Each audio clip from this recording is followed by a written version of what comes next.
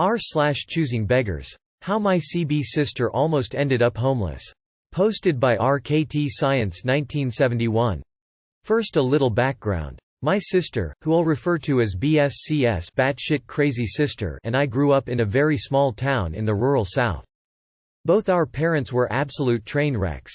One could say our childhood was less than idyllic. I graduated from high school and immediately joined the Army.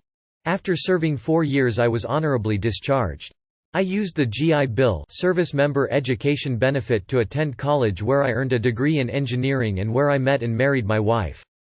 BSCS dropped out of school in her senior year, got married and had a child. Over the next several years she had 2 more children in separate attempts to keep her drug-addled husband DA.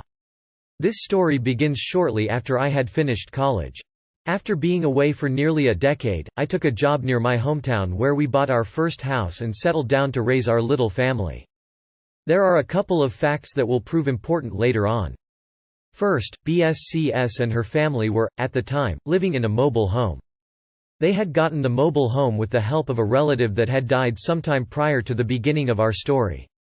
They had never been particularly diligent with their mobile home payments, so, after several years, they had hardly reduced the principal at all. After the relative died, they stopped paying altogether, reasoning that since the borrower, the relative, was dead, the bank would simply forgive the loan. Amazingly, their reasoning was fundamentally flawed. Second, a week prior to where we'll begin, BSCS had been to visit our mother. Mama, it's a southern thing. BSCS happened to show up as Mama was returning from the grocery store. She hadn't even taken the groceries from her car yet.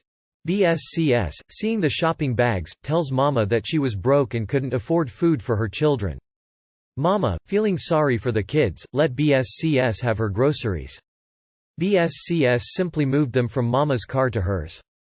Also important to the story is the fact that, unbeknownst to BSCS, Mama had passed the above information to me. Now the story. One Sunday in November several years ago, my wife and I were lying in bed enjoying the bright sunshine streaming through our bedroom windows when we heard tires on the gravel driveway. We weren't expecting anyone, so I went to the window to see who was visiting us so early on a Sunday. I saw BSCS, DA and their brood piling out of their beat-up minivan. I had read enough vampire novels to know better, but I put on a robe, went to open the door and invited them inside. We made some coffee and engaged in a bit of small talk, then BSCS said, "I want to ask a favor." Now, these folks never visited, and they certainly never sat around and chatted politely. They were rude, crude and tattooed, so the request for a favor didn't surprise me. Also, knowing the bit of information I mentioned above, I was pretty sure what the favor was. As a matter of fact, as soon as I saw them pull up I knew what they would ask. BSCS, the guy who signed the loan on our trailer has died and the bank won't take our money. They are going to repossess it and we won't have anywhere to live. Me, you don't say. That's unfortunate. BSCS, yes. And I was wondering if you'd co-sign a loan to help us buy a new trailer. DA makes plenty of money to pay for it, the bank just won't let us pay them. Me, have you looked into renting an apartment? BSCS, oh no, an apartment is way too small. I really can't take anything but a double wide. I need at least 4 bedrooms. Me, I see. Have you tried getting a government home? BSCS, no. They won't let you make any changes or add on to them. At this point I should probably mention that their current mobile home was a single wide with 3 tiny bedrooms and I'm pretty sure DA didn't know one end of a hammer from the other. Me, well, how much does a new mobile home, like you need, cost? BSCS, we've looked at one that is only $72,000. Me, okay. Well, I won't promise anything but we can go and look and see what's available. My wife gave me a look like, have you lost your mind? But we got dressed and we all headed out to look at mobile homes. Now, because it was Sunday most of the mobile home dealers were closed. However, there was one open and that's where we ended up. As we got out of the car BSCS said, I can almost buy one myself, my credit score is 526. Note, I have forgotten the actual number she gave, but it was in the 520s. Knowing BSCS, I was sure that number was at least 50 points higher than her actual score. Evidently, BSCS and DA had been to this dealership the day before. They already had a home picked out. And they were familiar with the salesman. The sales guy greeted us and let us into the trailer they were interested in. It was a spacious double-wide with several upgrades. The asking price was about $86,000. After we finished checking it out, we were standing in the kitchen talking to the salesman. "Salesman, we checked your credit yesterday and, even with a cosigner, you'll have to put at least 20% down." Daw, looking thoughtful, "Oh, that's not so bad, that's only about $800. Oh, we can swing that." I should have mentioned that Daw is not exactly a mathematical genius. Me, "No, that's $17,200.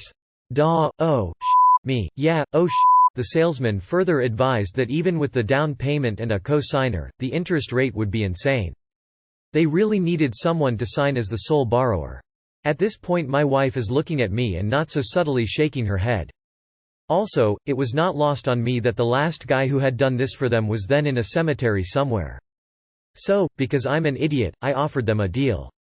Me, "Okay, the bank won't repossess your current trailer for a few months yet. You say you make enough money to make the payment on this new trailer. Take that money along with your upcoming income tax rebate, and any other excess funds you have and put it into an account to which we both have access. Neither of us will be able to withdraw the money without the other's signature. If you'll do that until the bank repossess the other trailer, you can use that money for a down payment and I will sign the loan." You would have thought I'd hit her in the head. She was angry. She called me all sorts of unchristian names and insulted my parentage, which was pretty ironic if you think about it. Anyway, she was not interested in my offer, which was good since my wife later told me that if I had agreed to sign that loan she would have divorced me. Dodged 2 bullets there. Of course, I was almost sure she wouldn't take the deal. It was obvious she was exaggerating their financial situation. Heck, she had just bummed out mother's groceries. But wait, there's more. That Christmas I gave my wife a new car. When BSCS found out, she hit the roof. She told Mama that the only reason I had bought my wife the car was so I wouldn't be able to buy her a house. She also said that for what he paid for that car, he could have bought me a house. Not quite true. But wait, there's more. After the first of the year, I went over to make her a last offer. I told her that I would go to the bank and offer to buy their current trailer for $10,000. This was far less than they owed, but more than the thing was worth. I had spoken with the bank and was pretty sure they would agree to the price. I also told her that she wouldn't have to pay me back. BSCS, I don't want this trailer. One of the walls has holes in it and the roof leaks. Me, okay. Suit yourself, I left. Shortly after the last bit there, she found religion and bought an old beat-up double-wide trailer from a member of her new church.